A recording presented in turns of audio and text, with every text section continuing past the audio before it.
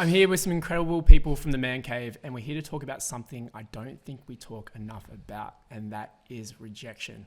I'm talking about those times where a message has been left unseen for days, months, years, when you've asked someone out and you get a direct no, the times where you've been on a couple of dates and you get that message after the second date being like, hey, I think I just want to be friends. Rejection can really, really hurt, but you're definitely not alone. Us here, and even some of the people that feel the most confident in your life have definitely been rejected at times. Being rejected doesn't mean there's something wrong with you. It means you've had the guts to put yourself out there, and that is awesome. But what truly matters is what we do in the aftermath of rejection, and that's what we're here to talk about. So, Jack, Hi. Rhys, Amira, welcome to the very first episode of Rejection Stories. Jack, what is your earliest memory of rejection? So I went to a very small primary school, and there was 3 girls in my class. And I was in prep, and I remember asking one of the 3 girls, because, you know, you just talk to the girls because talking to the girls is the cool thing to do. And I asked one of the girls for some texters. You know those texters, and they like snap on? Oh, yeah. Yeah. You can make like a big circle with them. Connectors, yeah. Connectors. Nice. Yeah. Not sponsored. And she told me that I wasn't allowed to borrow them because my drawing sucks. And I'm really bad at drawing. And she doesn't like my drawing. And from then, everyone in the class was like, Jack's really bad at art. Anytime we go into our art classroom with Mrs. Hetherington, I would be relegated to the worst of the pencils in the corner, the worst paper. And throughout like my whole schooling, adult life, I've always had this image where I've actually just been like really bad at art. And it's not true, because I can draw a great stick figure. That's my rejection story. And that's all we have time for here on so Rejection much. Stories. Thank you so much, Jack.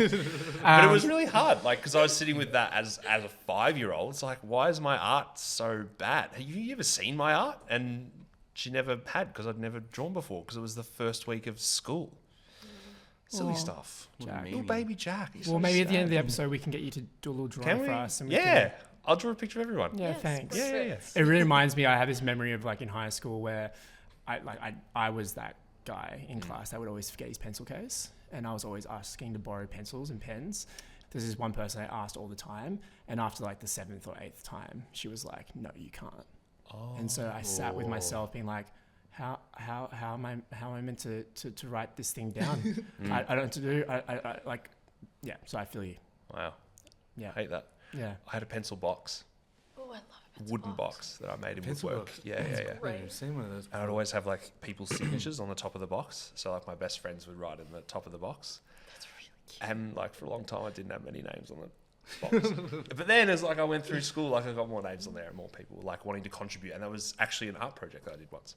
No. That's really I cute. was So like, you're yeah, artistic. collation. Yeah, I'm an ideas guy. I'm not like, You're a good guy. thank Good you. guy. Do you guys remember shaving the ends of your pencils and writing your name on them? No. No. No. Was that just Oh, yeah, at the back. at the back, at the very Yeah, end of yeah. the pencil, and you write your name on it? But F. I have a confession to make. Okay. Oh, here we go. I because I Stop often pencils. forgot my pencils because I was so embarrassed of how often I would forget my pencil case that I found a pencil that didn't have my name on it, and I shaved more of it off and then put my name on it. Oh, wow. Wow. Saying love to Year 7 sly. Cal. Yeah, that's not great. So sorry whoever's pencil that was. Moving right on. Has anyone else got some really early rejection stories? I have one. So when I was younger, I obviously played a lot of football, but I also loved basketball a lot. And there was this one year in particular where I remember I played a really, really good year, and I remember hanging out at the end of the year for our awards ceremony because the best player got a big trophy, the MVP. And this year, our coach decided that she didn't want to do MVP trophies or MVP voting because it wasn't fair. So we all got a medal that said MVP, and I remember thinking, that sucks, that's not fair. And then the next year, actually, I had another really good year. I remember getting to the awards ceremony, which was at Kids Space in Moorabbin, and hate that place. Yeah. And they get to my team, and my coach says, and there was only 2 votes that separated first and second MVP for this season. Whoa. In second place, Rhys. The residue is still there. Yeah, talk about that feeling when that hit. I don't know. Like, where's the feeling? It's like, for me, it's like gut wrenching feeling. Gut wrenching, like deep inside my chest. And I actually remember I was so sad and fighting back tears. And afterwards, my best friend's grandpa came up to me, and he was trying to talk me through and say, it's okay. It's all right. You still had a great year. And the whole time, I'm just like, I want to cry so bad right now. So then I went on the drop slide and tried to forget about it. Nice. Yeah. Did you at least get like a runners-up medal? Yeah, I did. Yeah. See, Do you still have that? Yeah, I would. And so that just reminds you of that time you didn't come first. Yeah. I've just like graffitied it. Nah. Just right first. MVP, Rhys. I actually shaved off the second. Oh.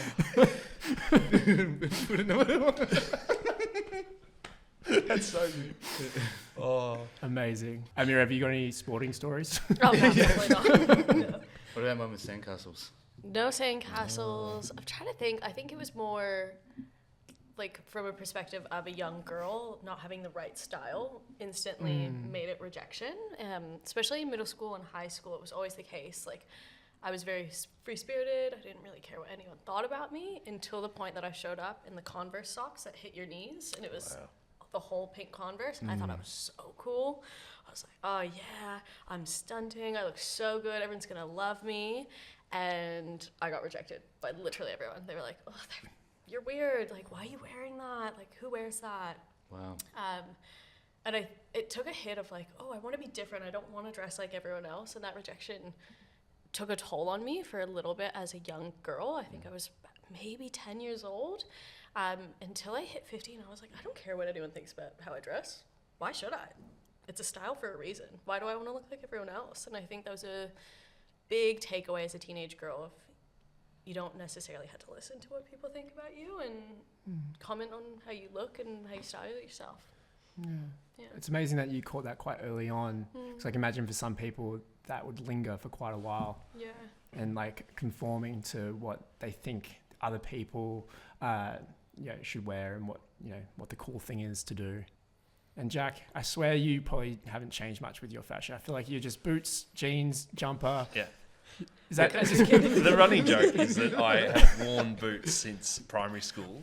I named it. I got It's it. terrible. I got it. Have you actually? Yeah, 100%. Country kid. I wear them till death, and I've just got a recent purchase of exactly the same style boot, size boot that I previously have had for the last 9 years, because I do boots every 3 years. So that's 3 rotations of boots. But it was because I couldn't tie my shoelaces.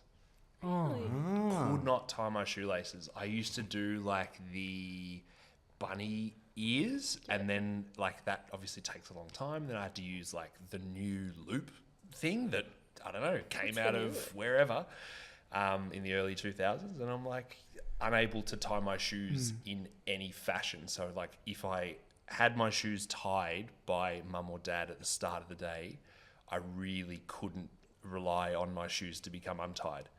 So I had to rely on Velcro shoes. And the bullying I copped for Velcro shoes, which my grandfather also owned a pair of. So he passed it on. So it's actually of course, better. genetic. Yeah. And then boots was my middle ground because the primary school was a country school, so I could wear the boots and be included. And I love boots. They're practical. I can kick a footy in them. Boots are good. Boots scooting. You can plant some crops. Of course. You can. It's a fashion statement. Rock Fashion it. statement. And steel cap? No. Oh. Only for really bad days. When I need to kick a wall. For the people watching right now, I've got to ask you, Please. and there's no shame here. Okay. I'm curious. Can you tie your shoelaces now? I can. Okay. I can. Okay. I feel like you should show That's the us. first Yeah, thing I'm I glad can we see in got the that. comments. It's like, can Jack still tie? Can he tie his shoelaces? If someone brought out a shoe right now, We should. Try this. do not Yeah, let's keep do that. it. Oh, jeez. Oh, here we go. Oh, no. I wonder which method he's going to use. Don't touch it. I was on the bunny. Hold it up to the camera. Might be a bit hard. I wish you could smell that. Yeah. All right, so I would start with sort of here, and obviously I've got to tie our preliminary. Okay. Come across. I Wow. can start the loop, Yes, Wow. bunny ears. and then Wow. That's it. Bravo. thank you. So proud So of proud. you. Thanks. Would you like a bat? Yeah, absolutely. Good catch. Yeah, I was 2 bunny ears for so long, like way too long. I still count that as bunny ears though when you're doing it that way. No. There's Bunny no, ears, is I there think, another way to tie a both. shoe? Yeah, both That's loops. how I and tie That's it. how I Not do it. bunnies. I just do like bang, bang. Yeah. Yeah. Nice. Yeah. See, I count that as bunny ears. Am I wrong? Oh wow. Do you double tie? Yes. Sometimes. I don't do it anymore. A Do double you know knot? why? Why? Because I find it really annoying When you need to take them off. when you need to take them off. No, you It's just. too tight. So I'm like, I don't get these babies off. Get home. That smell, I wouldn't be surprised there popping up. You know, jeez. That's fair. I did just get my shoe and make you tie shoelaces to prove to everyone that you could tie shoelaces. So, yeah, that's fair. I'd love to move on to rejection in relationships. Oh. Times where you've Oh, man. felt rejected, times where you've been the person that's rejected. Who wants to go first? And like, yeah, and we can name right now, like, everyone that's going to be on these 2 episodes. Let's come up. Like, it's nerve-wracking thinking about this stuff. Like, this is why I think it's so important to talk about, because we honestly don't talk about this enough. Yeah.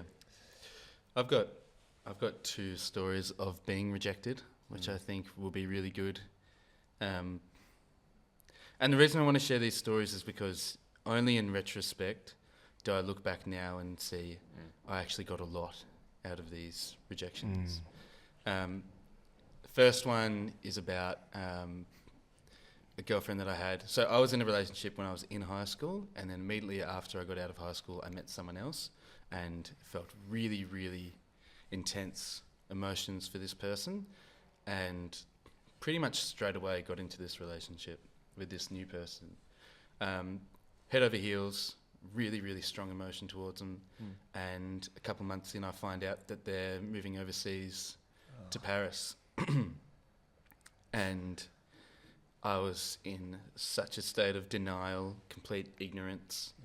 And even though we agreed to kind of break up and go our separate ways, there was a part of me that just emotionally could like refuse to let go. And I just wanted to keep this going no matter what, because the feelings that I felt were so intense, and I hadn't felt feelings like this ever or for a long time. And they were overseas, and I would try and combat this by waking up earlier to talk to them, going to sleep later to talk to them. And all of this time, I think it was really unfair to put on them, because they're trying to set up a new life as a young person in another country, and I'm kind of have my selfish attachment to this relationship, which I'm putting onto them. But at the time, I really didn't know any better, and I didn't know what to do with these intense feelings that I was feeling. Anyway, after trying to keep this going for a few weeks or a couple months, I can't remember now, I got a message from them which said, I have nothing left to give to this relationship. Wow. Yeah. Yeah. And, you know, like, I was really unsure what to do with this intense feeling that I had of love, and then of grief, of being angry, and then also like really caring for this person at the same time. It was such a whirlpool of emotion, and the way that I dealt with it was by pretty much just removing myself from a lot of social interactions and dealing with it almost entirely in my own head. And I thought about it for maybe every day for the next 6 months, like 6 to 8 months, every day. And I still remember the first day that I didn't think about it. I was driving home from work one time, and I was like, oh, I didn't think about it today. And it was like the first time. But the reason I have gratitude for that experience is because I think it woke me up to so many insecurities that I'd had, or that I have. And also, it was the first time I was able to kind of look at myself in a relationship and kind of ask myself, why are all these things happening? Like, why do I feel such intense rejection right now? And why do I feel so bad about myself right now? Like, where does all this come from? And I think it was the first kind of little knock I had towards working out my own psychology ever. Do you look back at this moment in time for you and would you have done things differently, or would you have communicated differently to this person? Tricky one, because I think I look back now and I think I got so much out of it, and that's because of the way that it happened. And maybe if I changed something, I wouldn't have learned what I've learned.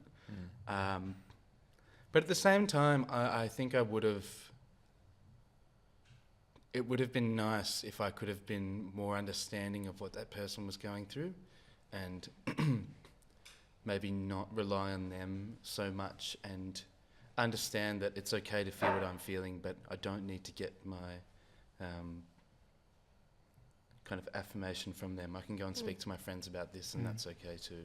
Yeah, maybe like a bit of clarity, because like understanding someone else's experience, because like the whole thing with rejection, it can feel really personal.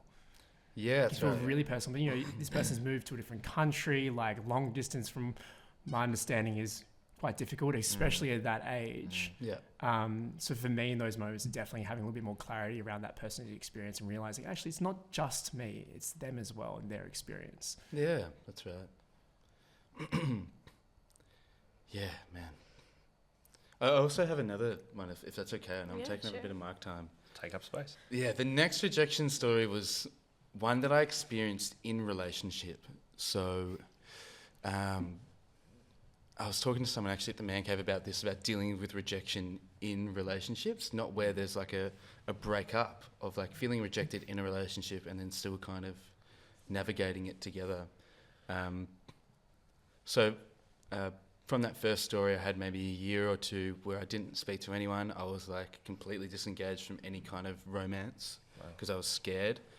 And then I met what would be my next girlfriend, and I thought that I'd moved through a lot of these insecurities and things that I was feeling in my past relationship, and I think it took me to come together with another person for them to really show up again, and for me to be confronted with them. And they showed up in really negative ways. And this one time I went out with my new girlfriend, and we had a really nice day, and she said something which really triggered something in me and started this really negative spiral in my mind, and I couldn't get it out of my head. And I said to her the next day, I'm like, oh, do you remember when you said this thing? She's like, yep. I'm like, that made me feel really bad. And seeing her reaction, and it brought her to tears, and I'm like, oh God, like I've really hurt her here. And you know, maybe I shouldn't have said that. I should have just dealt with this by myself. And it caused a bit of a stir, and she's like, you know what, like, I'm actually going to go and catch up with a friend and talk about it, and I'll see you when I'm back and we can talk about it then. She went to go and speak with her friend, and then she gets back, and I'm like, how'd it go? And she's like, yeah, it was good. I'm like, did you talk about things? And she was like, yep. And I'm like, what did your friend say? And she goes, my friend said, I think Rhys is really insecure, and he has no idea why. Wow. So you're receiving rejection from multiple people. Yeah, I suppose so. Yeah. What it might have felt like. It was a very... Yeah, in this moment, it was almost like an awakening. I didn't feel any anger or anything. I think I really agreed with where they were coming from. So you felt like you agreed with that you were insecure? Yeah. And to be honest, up until that point, I had no idea where it came from. And I think that's largely why I work here today, because that really kick-started my journey with emotional awareness and intelligence, and why so many insecurities and feelings of rejection come up for me in relationships. Yeah. That was a tough one to hear right off the bat, though, I think. For sure. That's incredible. Imagine if that didn't happen. Yeah. I think I feel a bit of guilt that in order for me to learn something about myself, someone had to suffer because of it. Does that make sense?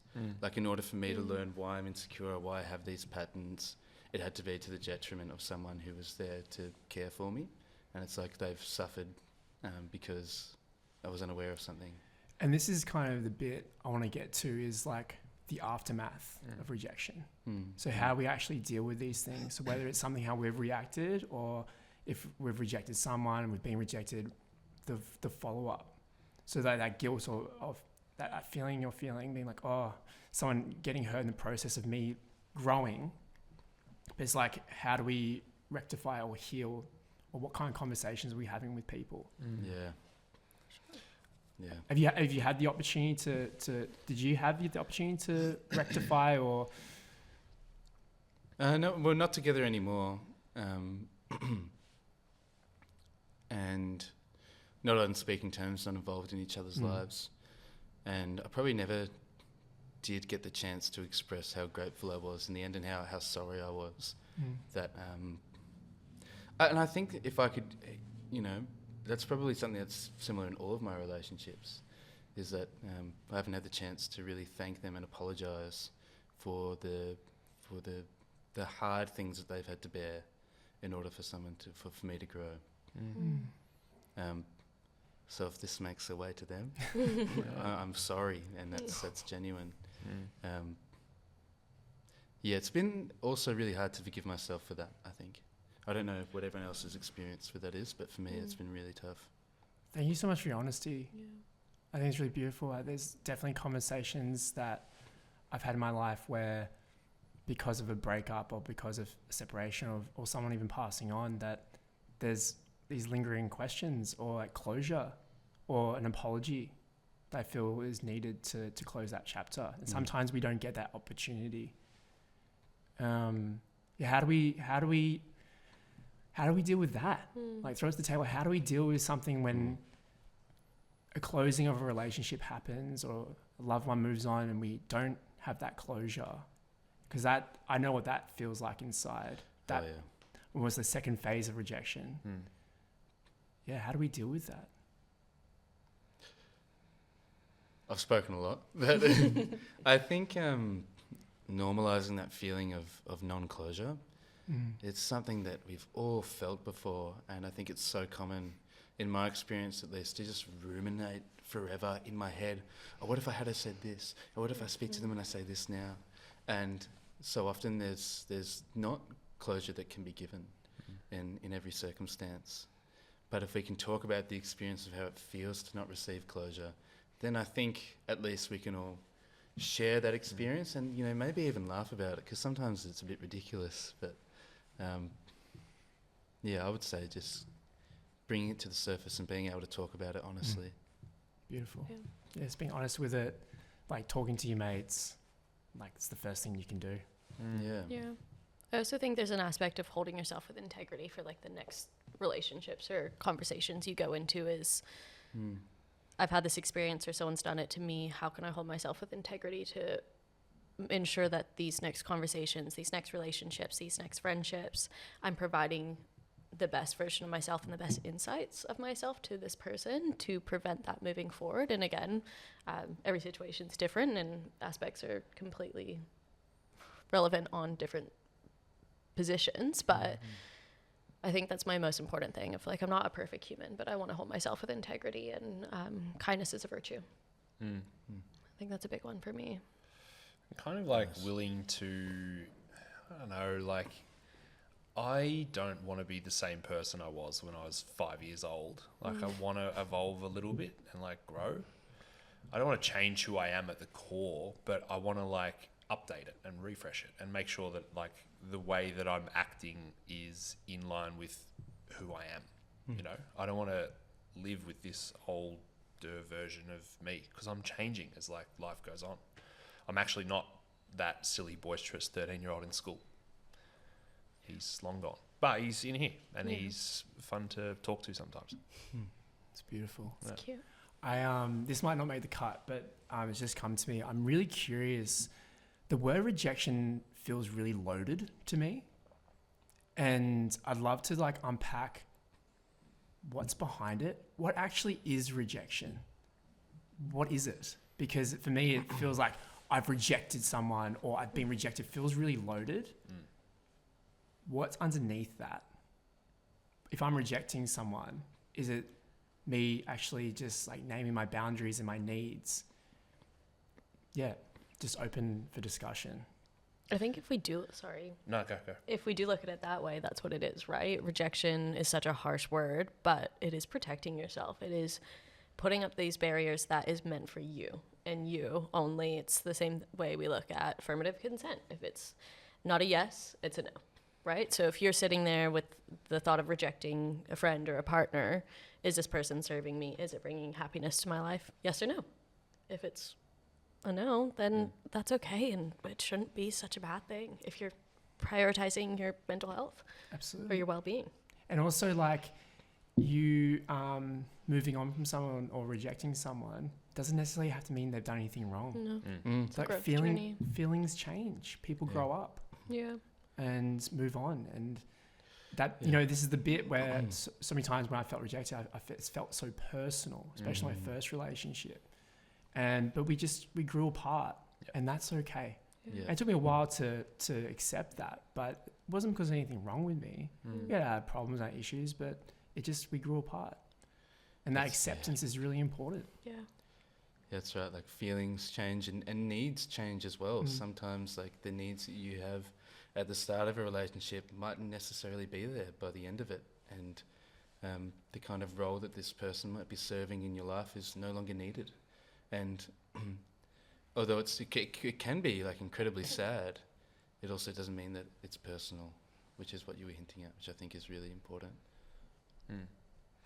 I think of that question of like what's behind rejection, and your answer, Amira, is so good. But you just mentioned a story where you told someone how you felt, and no matter how you feel, it's not a wrong thing. It's just a feeling. And you went to that person. They then had to think of it on their own, and they came back to you with a hard truth. But like, it doesn't stop you from telling people how you feel.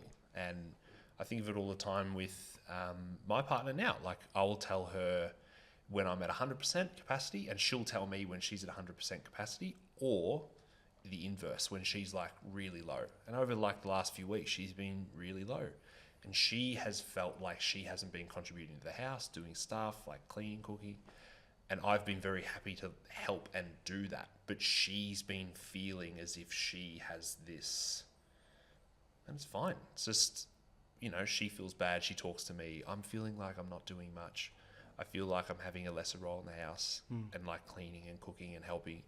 And I'm like, yeah, because like you're recovering at the moment. You've got like a lot of stuff going on, and let me help you, because I will probably need that help very soon. And when I come to you, you're probably going to think, he's having an off day. Now I've got to pick up. But you're allowed to feel that way. For sure. It's just the intent behind it. That's what comes to mind with that, Jack, is that the self-imposed rejection on self and the stories that we tell ourselves. But, you know, so many times where I've thought or made an assumption about what people think about me or what I'm doing wrong. But then all it takes is for me to open up about that and bring it up. And then you being my partner, be like, actually, no, that's not my reality. No. It's a really interesting bit. I haven't really thought about that in the rejection realm, but that's a really, really cool bit. Yeah. Where I sort of go with that is, again, I'm a very internal person, but I think of like girls in high school that I never had the courage to ask out, because like I'm rejecting myself from even having the opportunity to be open to ask. Yeah. And I think of every time that I asked a girl and expressed that I liked them and would they want to go on a date with me, and when they give me a big fat no, it's actually fine. And I don't regret that experience at all. I'm actually really happy with myself for putting myself out there. I feel guilty for the ones that I never asked and I was never open with, and I've rejected myself. And that's silly, man. Yeah. I think what's really cool, what you said was like, actually it was good that I got the no, because that person clearly wasn't the right person for me. Yep. So that awareness is really awesome. Yep. It's hard in the moment, But then if you take some time to think about it or talk to your friends about it, like, well, if this person doesn't want to go on a date with you, it means this person's not the right person for you. Yeah, That's right. It takes a lot of introspection. Yeah. Amira? Yeah. Jack, who feels ready to share a relationship story? Well, after listening to Rhys's, I have one about my like first real partner as well. Like after high school, we were so smitten with each other. I was in love with this man. And I'll be honest, we weren't perfect for each other, but I was just like, this is the best experience of my life. And towards the end of our relationship, I was, you know, in a space where I was like, oh, we're going to be together forever. We're going to get married. And I noticed there was a lot of distance that was happening from him. I could feel him pulling away. I wasn't unaware of it. I saw it, but I was like, oh, he'll be fine. And I kept checking in on him, and it was still there, where it was just that distance was constantly just in my face. And I think I was a little bit delusional to the fact I was like, oh, he's, you know, going through uni. Life's hard. And I got to my 21st birthday, and I remember him saying to me, I don't want to do a speech. I was like, why? Don't you love me? Like, let's do a speech. And I felt the rejection there of like, oh, you don't have those that care for me. Like, and it's such a minimal thing, right? Like I look back, I'm like, I don't need a speech at a 21st. But in that moment, it was, oh, this feels really weird. Like, why don't you want to, you know, talk about me, or you don't want to be present for me? And shortly after, I think a week later, on my actual birthday, we did break up. And it was a really, really hard situation to sit with of like, this is the man that I thought I was going to end up with forever. And the rejection of not knowing where it came from. And that's what we were talking about before is it took me a very long time to really understand where it was actually coming from, because I thought we were good, but I didn't necessarily get the answers that I thought I needed. And I kept searching for that over and over again. And in my head of what did I do wrong? Was I not perfect enough for him? Was I not the partner he saw himself with? And it got to a point where it was, he's just not my person, and that's okay. And I want to be with someone who wants to always be around me and communicate with me. And we were kids. We were babies. So, yeah. Early love. Yeah. I know it well. It's fickle. And like you're And also thank you for sharing that. Yeah, Thank thanks, you. Amira. Thanks for listening. And you're always the main character of your own story. And it's not that I wasn't the right person for them. It's that they weren't the right person for me. You kind of have to be a little bit selfish in that, because that really facilitates your closure in that, you know? Yeah. Such a challenging thing. Yeah, and I wish I didn't spend so much time thinking that it was me. Like, it was the constant loop of, am I not good enough? Am I not attractive enough? Do I not look good enough? It was the constant thing that replayed in my head. Even I don't go to festivals, but am I not good enough for that? Yeah. Where I was like, why would I want to be with someone who doesn't like the same interest as me? And why am I trying so hard to be hardcore into his interest when it wasn't respected, vice versa? Yeah. Nice. And thank you. I have a question, actually. I'm kind of hung up on something that you said, which I think is commonplace in so many relationships, especially towards the end, that feeling of distance going between two people, which almost feels like a precursor to rejection, or just a different form of rejection. Yeah. So if you were to go back, or if you've had a similar experience, is there something that you would do differently? Yeah, I think, well, yes, it's happened multiple times since, and being older and having done introspection on myself is open up the communication. Communication is so important, and I think we let our anxiety and our nerves overrun it. We're like, oh, I'm going to overthink everything, instead of sitting down and being like, what's going through your mind right now? Do you want to talk about it? Yeah. And I wish I said that to him, other than being like, what's wrong with you? And that's all I did, because I was a silly 20-year-old girl who didn't know how to talk about her feelings. So yeah, I do that a lot now. Even recently, I was really struggling communicating with someone I was interested in. And I just sat there and I said, I want to have a conversation with you. If you're interested in it, cool. If you're not, then no worries. And they made the decision. We don't need to have a conversation. And that was enough clarity for me to be like, that's it. And if they want to talk, they want to talk, and it's easier. But you had to put yourself first sometimes. I was just about to ask, like, do you find as the woman coming into a relationship, you find that sometimes you've got to kind of craft it so that you can talk to the guy. But that is such a beautiful way to invite that conversation. Like, are you open to have a conversation? Yeah, and I think it's so important just to do that, because also it may not even be you. Like, let's say we were ending the relationship and he was distant. It may not just be me. Maybe he's actually going through something and I didn't give him the space to talk about it. And I should have. Anti-rejection. Inclusion. Inclusion. Which we love. Inclusion. We love inclusion. And also just want to name that, like, having these conversations, even now, when I've had to have a vulnerable conversation with a partner or a friend, I still get those nerves going into it. And it's clunky at the start, but just like this podcast, I was nervous, a little overwhelmed, but time went on and I feel like we found our flow. But it's not always easy. There's always some people that are really, really good at communicating and having the conversation, but like, you've just got to rip the Band-Aid sometimes and just bring it up. This whole conversation has actually got me thinking about a different form of rejection that I know you're the host, but am I okay to bring it up? Well, you're doing it now. No, I'm doing it now. I really wanted to reject you in that moment. Rejection, press the rejection button, your seat goes flying into the ceiling. Rhys isn't here anymore. I have a memory of platonic rejection with my best friend and the feeling of being rejected by him in our friendship. Wow. Oh, wow, this is kind of edgy.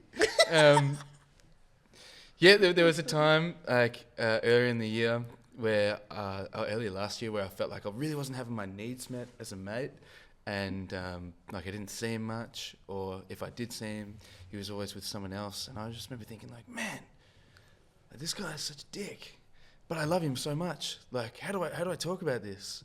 And then we had the conversation, and I don't reckon I've been more nervous for a conversation. Wow. Yeah, my heart was pounding, but we kind of got through it. And then what happened is like maybe 6 months went by and things started feeling really weird between us again. And I remember being in the kitchen being like, is everything all good? And he was like, yeah. I was like, do we need to talk about anything? And he was like, no. And I thought, there's definitely something we need to talk about, but you're just not saying it right now. And then the next day we were kicking the footy and I was like, so about yesterday? And he was like, yeah, okay, there is something. I just don't know if I really wanted to say it then, but we're here now, we might as well have the conversation. And he told me again that, it was kind of reversed, that he thought I was being like not a very good friend. And equally as hard to be in the conversation with, like, so tricky, right? Oh, man. But the beauty that came from it was, like, we actually sat down and we were like, all right, well, what would make us both happy? Like, how can, I love you, I care about you. How can I show you that I love you and that I care about you? And now we have a beautiful kind of ritual where the first Friday of every month is, like, our time to spend together. Oh, That's so cute. Yeah, so no matter what is going on, we keep that Friday free, and that's our time to hang out, to talk, to check in, and make sure we both feel loved.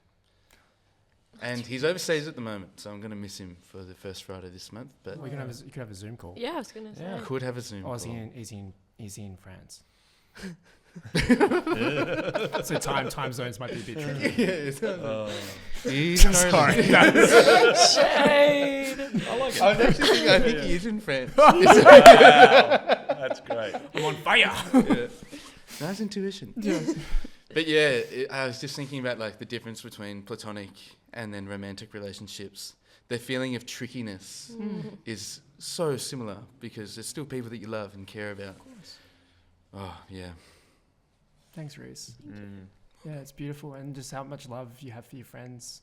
Like, it just reminds me of there's definitely relationships in my life where it deserves a little bit more time, and the fact that you've like created that space with each other to acknowledge the things that you both need. And people have different needs. Like, people like quality time. People like, actually, you know what? Just a phone call here and there is fine. Like, figuring out what the other person needs to build a strong relationship is really important. The first thing to do is have a conversation about it. Yeah. So well done, even though it's a bit tough at the start. Yeah. Jack. Oh no. Mr. Boots. The boot man. Hey. Mr. Shoelaces now, actually. Yeah. Hi. What other knots can you tie? No. Do a truckie stitch. Yeah, great. That's all right. My rejection story, I can think of my first serious girlfriend in year 12, and there was a lot of like young love and this is forever. And I remember having a lot of like my boundaries not sort of being upheld. Any of you guys from divorced homes? Yeah. Yeah. For me, at least, like I didn't really see much intimacy growing up. Didn't really see much good language towards, either parent.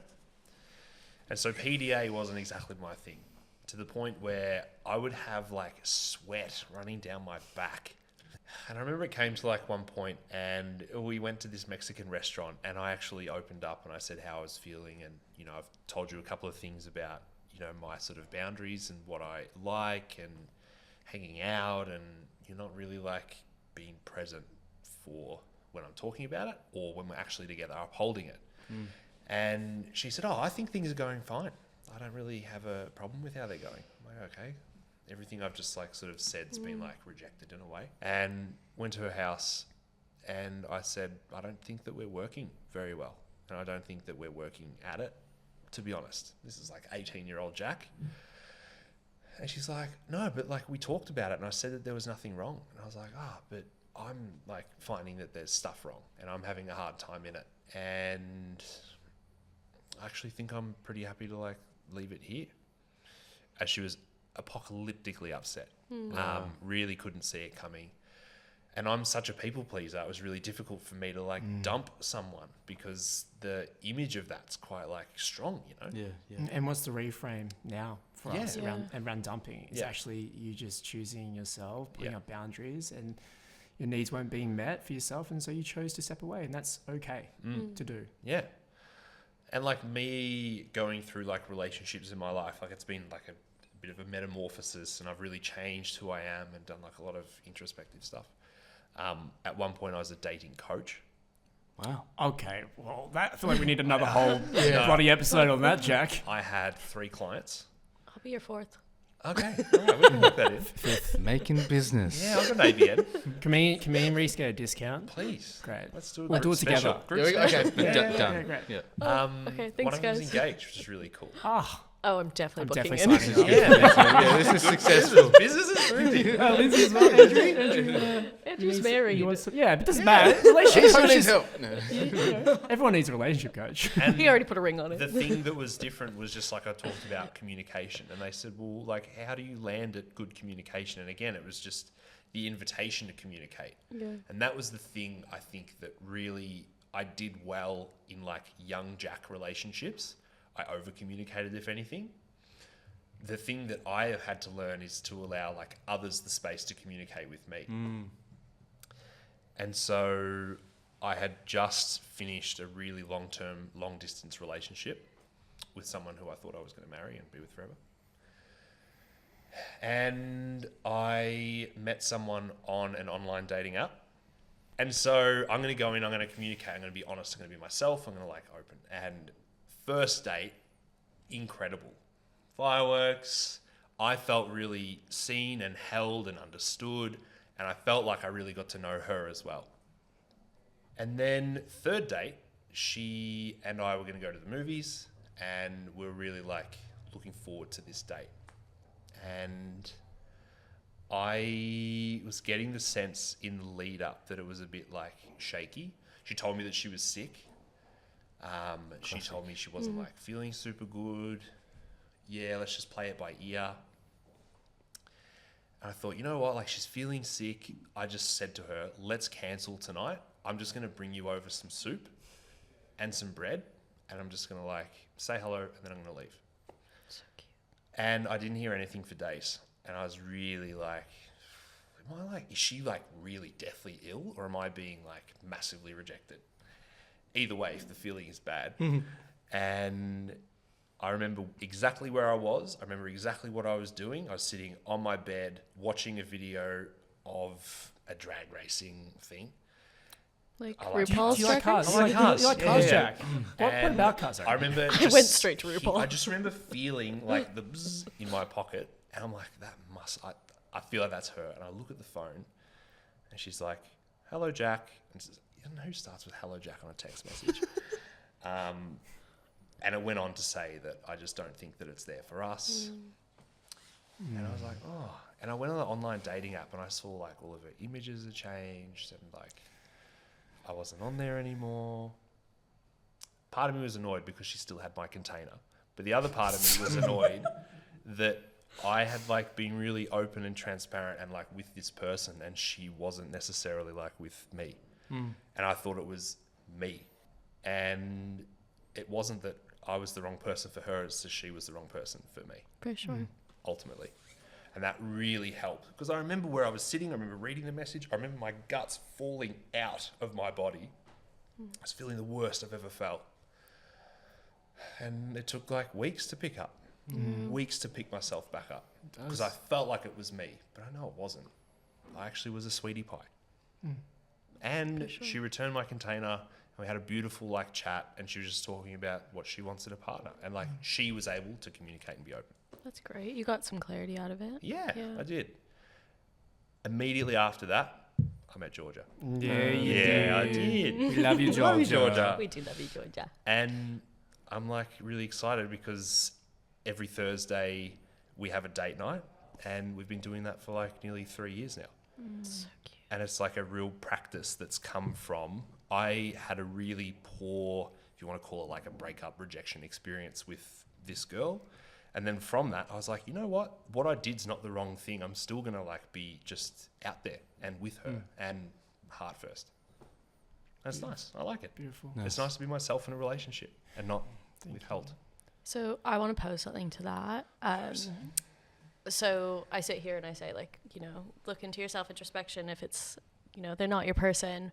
But from a personal circumstance, I last year I felt like I found my person and it felt so present between each other. We connected properly, right? And it was there. Like I knew it was there. It was the one person where we literally felt like we could be each other with constantly. We were friends. We had friends of friends. It was really beautiful. It was really easy. And I got the same message. I wake up one day and I go, are we hanging out today? And it's, I met someone and I really like her. And I think still to this day I really struggle with that, where I was like, we felt really proper for each other. Like it felt perfect and it was communicated and that. So pose a question of how do you think someone can get over that if they like, it wasn't that they weren't my person, they just found someone else and I wasn't not their person. So how do you handle that form of rejection? Because I still try and process it. I go, well, I really hope he's happy because that will never change. I think he deserves happiness, but it's the difficulty of why not me? Yeah, comparison. Yeah. I could say the really unsexy thing. Go. Rejection sucks. Yeah. Yeah. Like it actually just sucks. Period. End the episode there. I can think of like the times when like I know on like a soul level that could be my person and like we're just vibing and it just doesn't happen. Yeah. And even that happened to me where there was this one girl that I put my heart on the line for and she wasn't there for it. And I ended up like being best friends with her, best friends with her boyfriend, who is one of my best friends, and living with them for years, like 4 years. And I had this thing of like, wow, that's like the person that I actually put my heart on the line for and loved and then was rejected for. And now I'm in a weird situation where I'm living with them and they're a couple and I'm in the same household as them. Was that hard? It was really hard. Yeah. But towards the end of us living together, like we reflected on it and I'm like able to laugh about it. It's just at the time it sucks, but time heals that chasm. Absolutely. And to round things off, unless Rhys, you want to add to that? I was just going to say, like, I think what would help me in that moment is just kind of removing the responsibility from yourself. I understand that the comparison might feel natural, but, you know, all you know to be true is your experience. Like, we have no idea what that person was thinking. Yeah. And, I think for I think in those situations, I would put the responsibility on myself. I didn't look good enough. I wasn't enough for them. I didn't meet their needs. But to be honest, there's probably like an endless list of things and reasons as to why. And we might just be like a small part of that. That's very true. Yeah. Thank you. That's what I eat. Nice, team. To round things off, rejection does really hurt.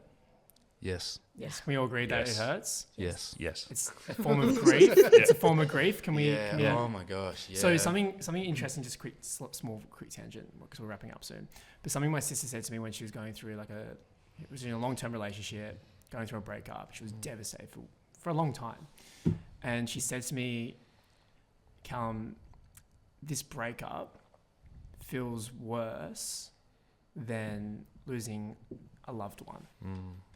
Because the grief that I have is so real, but they're still here on this planet. Yeah. And so I have to live my life knowing that they're there, but they're not there with me anymore.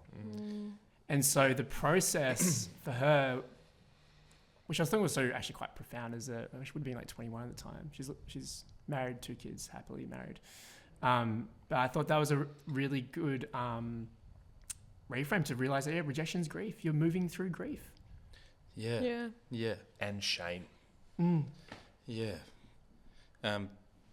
As a reference for this whole kind of thing that we've been talking about in relationships in general, someone that I love, Alain de Botton. Is that a French person? He's Swiss, actually. Sorry. But he says, like, let's acknowledge it for what it is. Yeah. We're grieving someone who's still here. That's an incredible situation and thing to be going through, right? Like, Yeah. and that's how it probably plays out internally. It's like there's a death, or there's been a death of the relationship and a death of maybe who you used to be as well in that. So there's so much grief tied up in this thing.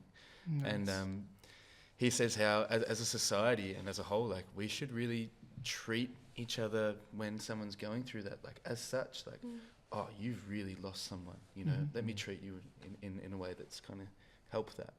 Beautiful.